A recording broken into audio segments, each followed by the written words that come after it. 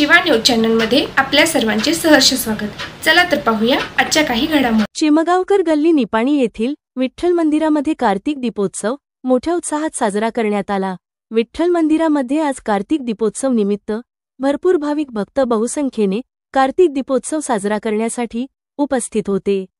यावेळी मंदिरामध्ये सुंदर रांगोळी काढण्यात आले होते। भक्त मंडळी या कार्यक्रमासाठी उपस्थित राहून सर्वांनी मिळून दिवे लावून मंदिरामध्ये महाआरती करण्यात आले।